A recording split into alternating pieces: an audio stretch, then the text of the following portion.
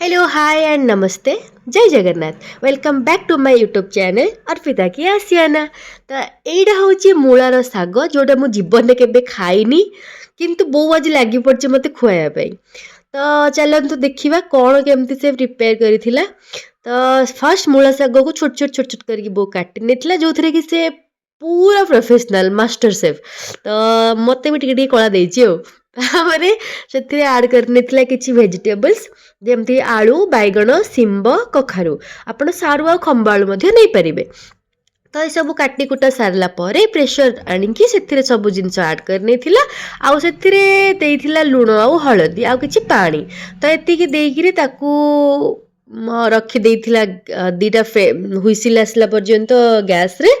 ତ ତା ଭିତରେ ସେ ପ୍ରିପେୟାର କରିଥିଲା ଗୋଟେ ସୋରିଷର ବଟା ଯୋଉଥିପାଇଁ ନେଇଥିଲା ସୋରିଷ ଆଉ 4-5 କୋଲା ରସୁଣ ଦେନ୍ ତା ସାଙ୍ଗରେ ପିଆଜ ଆଉ କଞ୍ଚା ଲଙ୍କା ଆଉ ଟମାଟର କ୍ୱାଣ୍ଟିଟି ଟିକେ ଅଧିକ ରହିବ ଟିକେ ଖଟାଳିଆ ଫ୍ଲେଭର ଆସିଲେ ଭଲ ଲାଗିବ।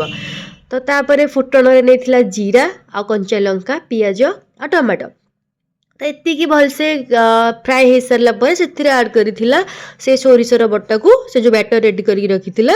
ତ ତାକୁ ଟିକେ ଫୁଟେଇବା ପାଇଁ ଛାଡ଼ି ଦେଇଥିଲା ଆଉ ଯେହେତୁ ଆମେ ଆଗରୁ ଲୁଣ ନେଇଥିଲୁ ତ ପଛରେ ଆଉ ଅଳ୍ପ ଟିକେ ଲୁଣ ଆଡ୍ ହେଇଥିଲା। ତ ତାକୁ ଫୁଟେଇବା ପାଇଁ ଛାଡ଼ି ଦେଇଥିଲା ଯେମିତି ସୋରିଷର କଞ୍ଚା ଯେଉଁ ପ୍ରିୟା ଫ୍ଲେଭରଟା ପଳେଇବ। ତ ଦେଖନ୍ତୁ ଏତିକି ଭିତରେ ରେଡ଼ି ହେଇଯାଇଛି ଗ୍ରେଭି। ତାପରେ ଆଡ୍ କରିଥିଲା ସେ ମୂଳାର ଶାଗ। ତ ହେଇଗଲା ମୂଳାର ଶାଗ ଆଉ ଅନେଷ୍ଟଲି ମୁଁ ଖାଇ ବି ଥିଲି ଆଉ ବହୁତ ଟେଷ୍ଟି ଥିଲା। ଆଉ ତ ଡେଫିନେଟଲି ଆପଣମାନେ ମଧ୍ୟ ଏମିତି ଟ୍ରାଏ କରନ୍ତୁ।